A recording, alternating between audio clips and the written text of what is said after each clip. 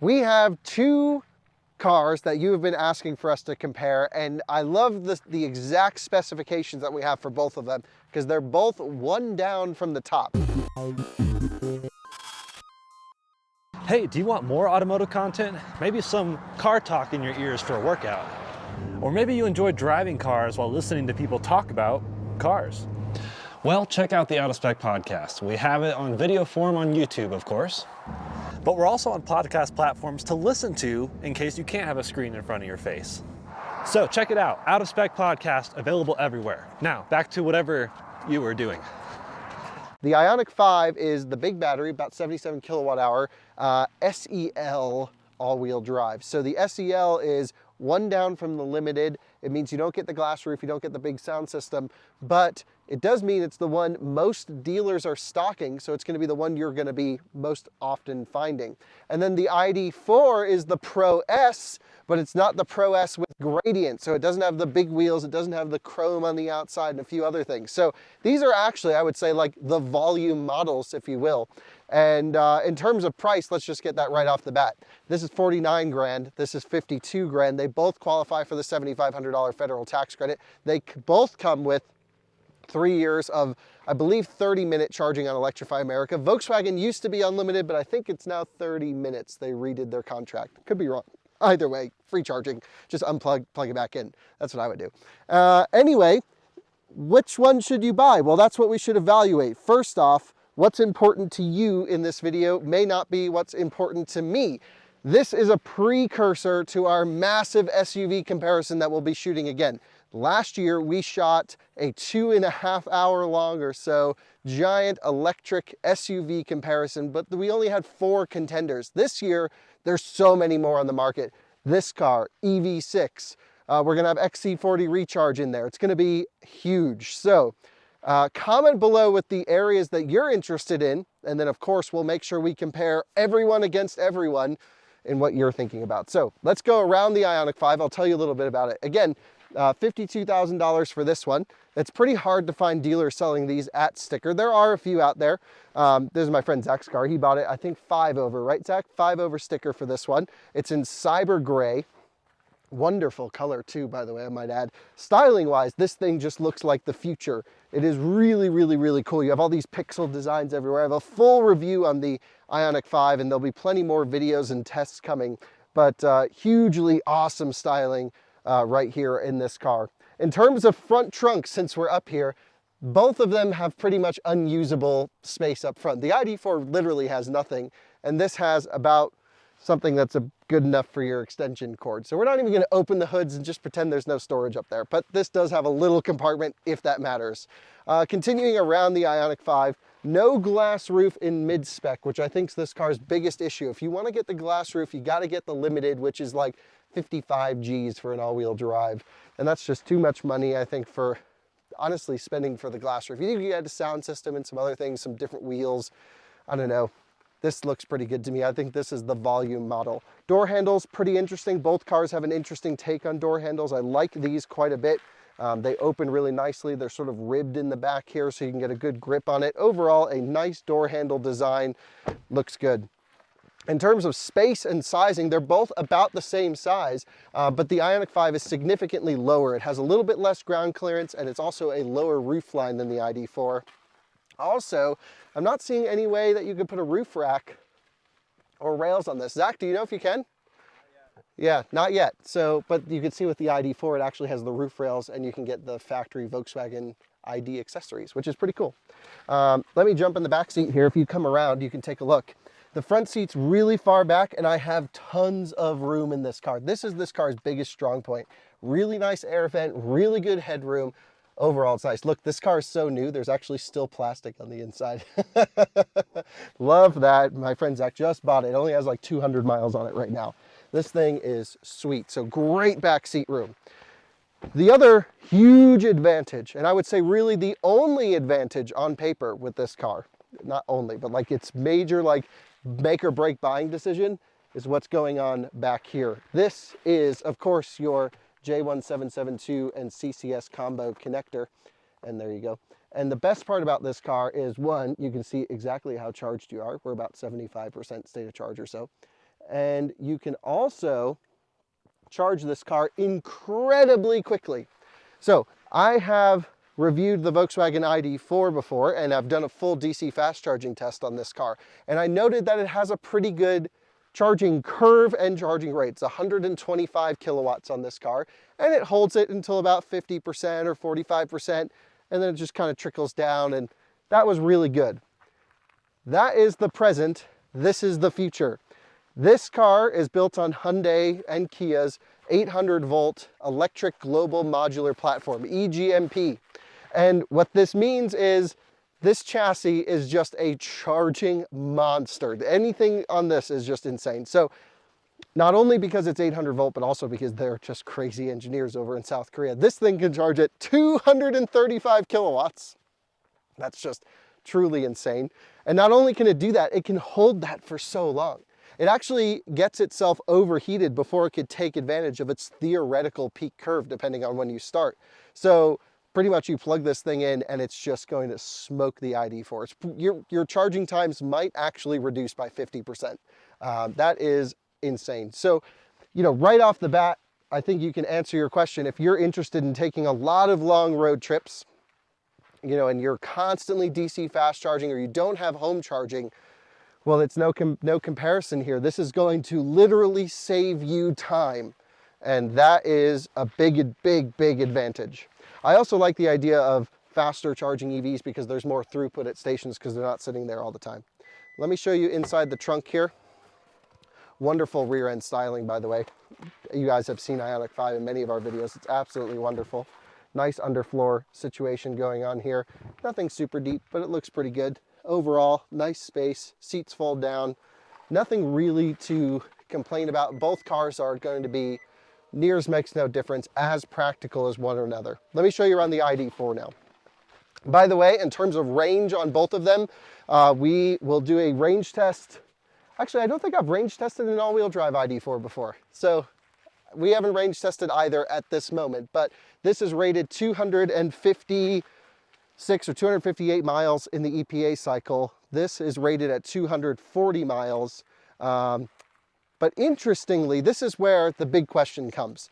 The ID.4 loses about 10 miles of EPA range going from its rear-wheel drive configuration to its all-wheel drive configuration. That's because you got to put a whole nother front motor on this thing. It carries the weight. It's also a little bit of drag, things like that. That makes sense. 10 miles? Okay, cool. The IONIQ, this thing's a 303 mile EPA car in rear-wheel drive form. And then they put the front motor on there. And not only did they put the front motor on this car, they also disconnect it while it's driving physically with a clutch system. So if you're driving in normal mode under light throttle, it's actually rear-wheel drive only. And if you put it in eco mode, it locks itself into rear-wheel drive only. And that's because it's a permanent magnet motor. You can't actually shut them off. And this car loses like 50 miles of range getting all-wheel drive. I can't figure out why, because you're just disconnecting the front motor. It's just a little bit of weight. So we need to run a rear-wheel drive IONIQ 5 next to an all-wheel drive.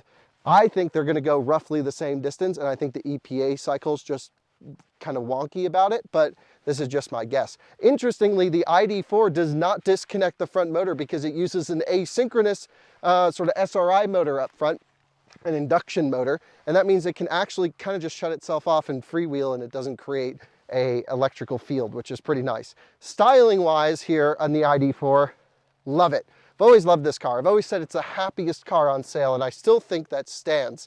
I just drove this car after spending the morning with the IONIQ 5, thinking that this is just the best thing on the planet, absolutely loving the IONIQ 5. Then I got into this, and I'm like, oh, the Germans do know how to build a good car. And it is just a great place to be. I kind of like that it's a little chunkier, it's a little taller, it has more ground clearance, it's more of an SUV style. And, you know, it's no secret, I'm an ID.4 kind of guy. It's soft and supple and comfortable, but like when you do drive it fast, it's really great handling dynamics. I could say the same about the IONIQ 5. And when we drive them, we'll talk about some of those differences, because overall the IONIQ 5 is just a tad sharper and has a much better braking system. Down the side, I'll show you the back seat room here in the ID.4. Looks like we have some accessory floor mats and things. There's this bag, I'll lift that up. Nice headroom, leg room, everything is pretty good. The one thing that the Hyundai excels in the backseat is in air vents. The ID.4 vents are down there and they never reach your face. And we've had these, you know, just in enough situations where we know that. So the IONIQ 5 air vent on the side, better for dogs, better for people. Also, this one being cheaper by quite a few $1,000s and getting the glass roof. Well, that's just a win. I think the packaging for the IONIQ 5, the guys who did the product ordering guides for the US, I think they messed up by not offering the glass roof as a standalone option on the lower trims. And that's really, to me, the big draw to get the maxed out one. Trunk space, quick trunk, plenty of room. Look, you can go numbers versus numbers, all this stuff. Both have about the same, both seats fold down, both have some amount of underfloor storage. It's near as makes no difference. So I think, you know, what it comes down to, and it's similar to our Mustang Mach-E versus IONIQ 5, both cars in terms of getting you to work, your daily life, your shopping, they're both going to do roughly the same thing. And honestly, if you don't take a lot of road trips and you value maybe a little bit better value in terms of features and equipment and massaging seats over some of the tech and nerdy EV stuff that's in this car, perhaps the ID.4 wins out in that area. And that might be the case. It could just be the type of person that you are. But I will say my friend Zach, who bought this IONIQ 5, was actually on the list waiting for his Volkswagen ID.4 and couldn't get one. And then the Hyundai dealer just happened to have 2 IONIQ 5s sitting on the lot that he could walk in and buy. So maybe this decision for you comes to availability. What do you say we drive the ID.4 first, then we jump in the IONIQ 5 and share our impressions if it's better or worse? What do you think, Jordan? Sounds good? Let's do it. All right, are we ready, folks? Let's do it. Ready. Zach, welcome to YouTube. Hey, man. It's good to be here. So we're going to drive around in comfort mode because it's an ID.4 and it should be a comfortable car. Let's try traction control because we're on snow right now. Just going to floor it. Let's see what kind of noises it makes. Ready? Almost no noise. It just was like blinking. Oh, we're good. Jordan, you and I recently took ID.4s out rally racing, more or less. Yeah. And we had some Baja prep cars and some other cool things like that, a Rebel rally car. And those things took a beating. Yeah. We didn't break one. We did not. But other people Someone broke did. one. So look, this is the thing I love about the ID.4. The seat goes right down to the floor. I have such a good riding position. I have this beautiful glass roof overhead, which I can actually close with a touch of a button, which is so nice. So it's just, everything's where I kind of want it to be. It's very German. And it might be because I've spent so much time in here, but I just love this overall cabin. It really is the right size. It's extremely quiet. I can put on the seat massage and I'm just cruising. And the big question to me is when you drive the IONIQ 5 or buy the IONIQ 5, a lot of it's based off of, it's just futuristic numbers. It's 800 volt technology, it's powertrain systems, it's thermal systems, it's the way that it can charge at such an incredible high rate. And does any of that matter if you're just driving around town like we are here? The answer is not really, I have to say.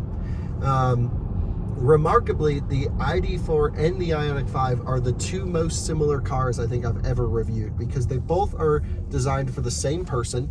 They both accomplish the same thing. Take a look at this. I can go mode here and then into traction. This forces the front motor to stay engaged, and then it basically can just walk itself up this kind of off-roady hill. And it just doesn't care. It loves this stuff. It's so competent at everything it does. Here's a great little snow path. We'll try that traction control in traction mode here. Ready? Look at that. Just struggling and just finding traction where it can go. Now, we took this car on a hill climb challenge for our overlanding channel. It didn't do very well. So it's not great at hardcore off-road. But I would say the all-wheel drive system's tuned really well for the snow. In terms of driver assistance, there is some difference between the cars. So the Hyundai, what am I trying to say? The Hyundai, that's really the road tripper in my opinion because it has amazing driver assistance. Now, I recently tested that car and was using lane centering and adaptive cruise control, and it really just did a great job of staying in its lane. But not only can it stay in its lane, it can also make lane changes. I believe on SEL Unlimited, you get Highway Driving or Hyundai Driver Assistant 2, HDA 2, and that will make lane changes for you. The ID.4 stays in its lane with what's it called again? Travel assist. Thank you, Volkswagen. And you can see it's kind of just doing its thing by itself right now. And it has a capacitive steering wheel, so it knows if I'm touching it or not. And yeah, it's great. I mean, what more could you need? So on a road trip, I'd say they're pretty comparable. Both cars have their systems. I've driven ID.4 across the country a couple times, and it's been absolutely flawless. Take a look at this view off in the distance. It just doesn't get more beautiful than that. Living here in Colorado, we are so lucky, of course. And you know, at the end of the day, the ID.4 is sort of the car that I've been recommending to everyone who comes to me and they're just interested in a car.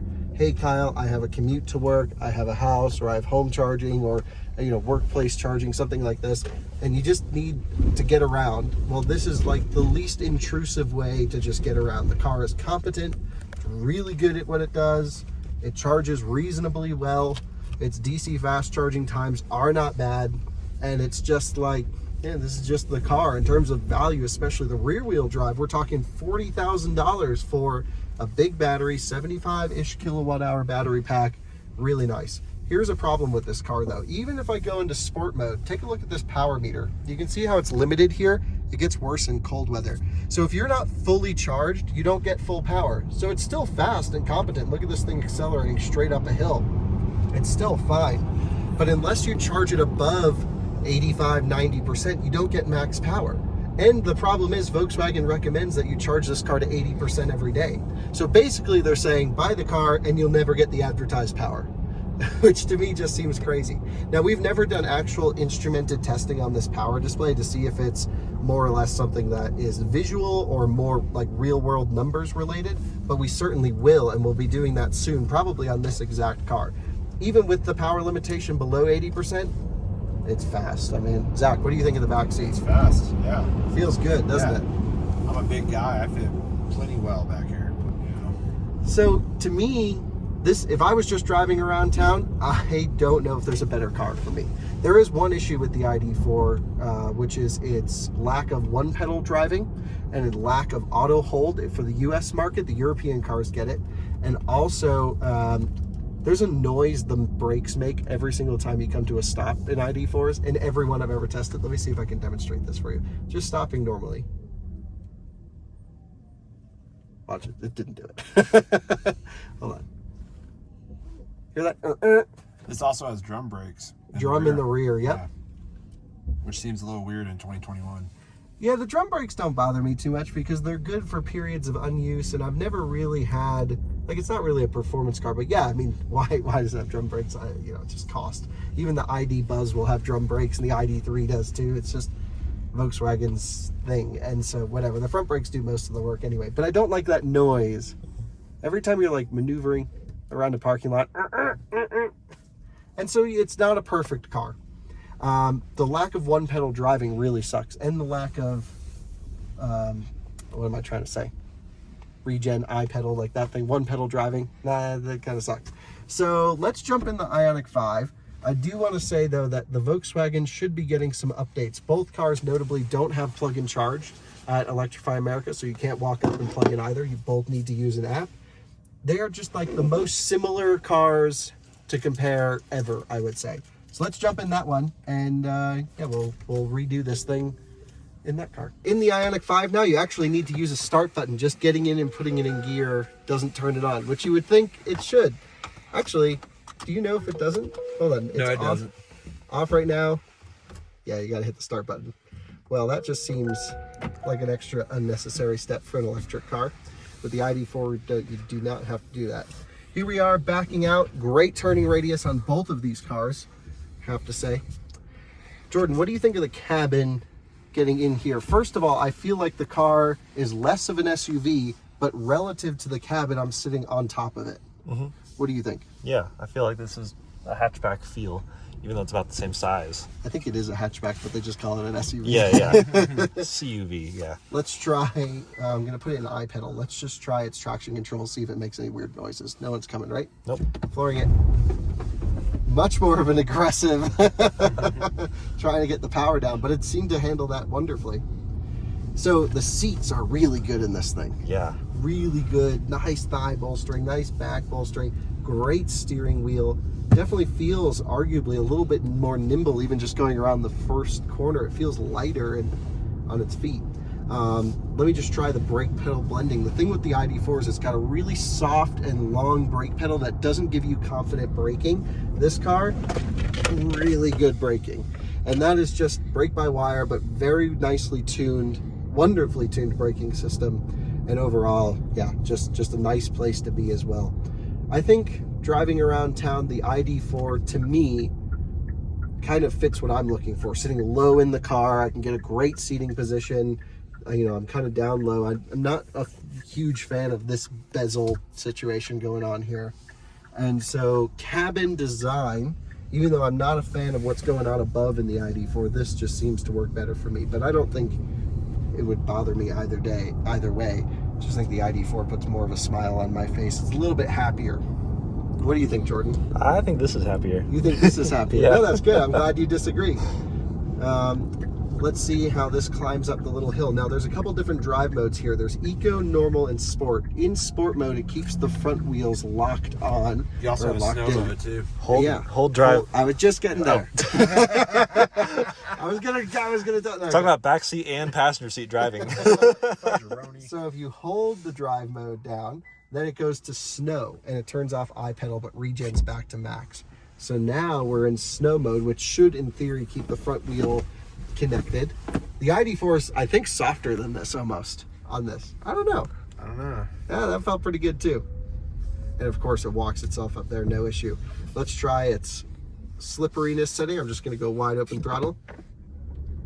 Interesting. You feel how delayed the throttle ramp in was there, and that was good programming to just get you going in sort of a slippery situation.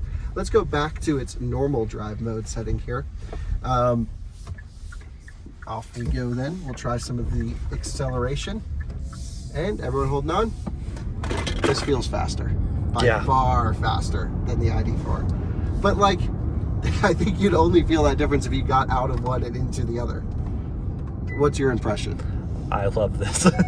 So you're really into this? I'm really into this. Okay, well explain and talk, because right now I'm feeling like if I was going to drive something every day, I'd prefer to be in the ID.4. Why do you prefer to be in the IONIQ 5? I think I like the overall just lower down hatchback feel to me. The ID.4 just feels too tall, and I get why people would like that, but I'm also the weird buyer who wouldn't ever buy a CUV because I don't. This is the least SUV feeling SUV. Yeah.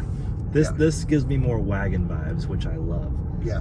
I also love that it can do active steering aside from adaptive cruise control. Mm-hmm. The driver assistance technology, take a look at this beautiful view again up this way.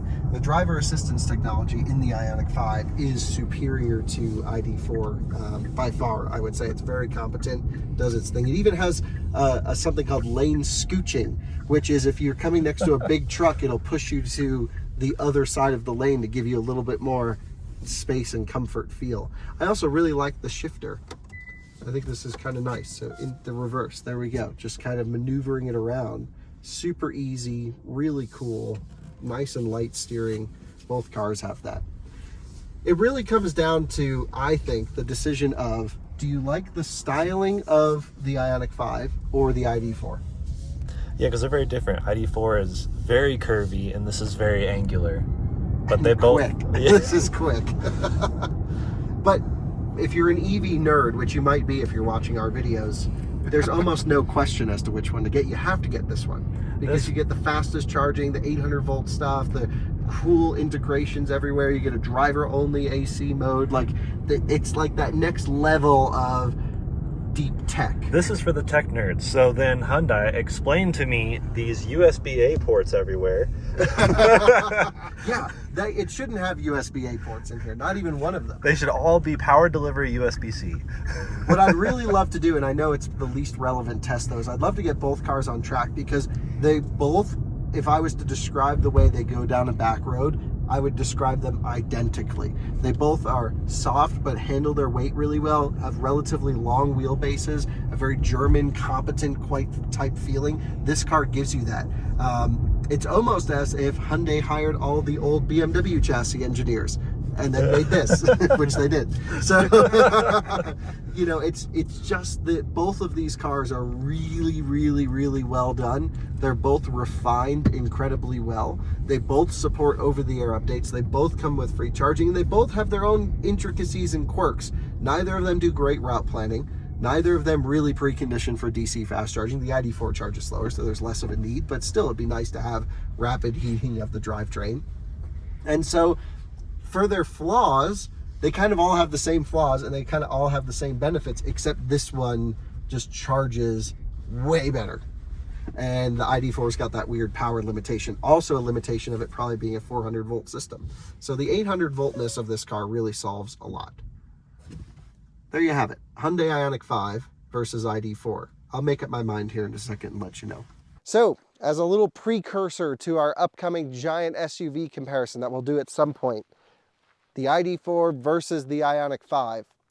I think it comes down to your choice if you drive around daily. If you're not going to take a trip every day, if you're not going to be road tripping more than, I would say, 2 or 3 times a year, your occasional trip, both cars can get you anywhere. Very little difference between them. Both are pretty quick. It comes up to, you know, whether or not you can basically find the cars. I think availability is the biggest determining factor. However, if you're an EV nerd, you want to play around with battery pack thermals and maximize your charging speed and do all this stuff, I think the IONIQ 5 by far is the easy choice just because of that insane technology built into the car. It's definitely the next generation of stuff. However, you just need to realize you don't really feel that while you're driving. The ID.4 is very competent, comfortable, does everything with prowess, if you will. This is just cool and it looks awesome, and it's a conversation piece, and you better have some time because people will be coming up to you asking about the car. At the end of the day, it's a tough one for me to figure out which one I would personally take because, again, I'm such a fan of the way the ID.4 goes down the road, and genuinely, if I was just using a car for commuting, I think I would actually go for the ID.4. I like the taller height. I like that there's probably a little bit more room on the inside for the dogs. I like that you can put the roof box on the top. I think it looks amazing with the roof box up there, which you currently can't do with the IONIQ 5. The IONIQ 5 can tow 2,000 pounds. This can tow 2,600. It's all roughly the same. No trailer hitch available for the IONIQ 5 yet, though. So for me personally, IONIQ 5 without even thinking about it, just because of the charging speeds. But again, if I was just cruising around town, probably the ID.4. In my eyes, they're both winners. You can't go wrong. I just think the IONIQ 5 has that next level tech that you can't pass up if you're an EV nerd like I am. Thanks so much for watching another Out of Spec Reviews video, and we'll see you on the next one soon. Bye-bye.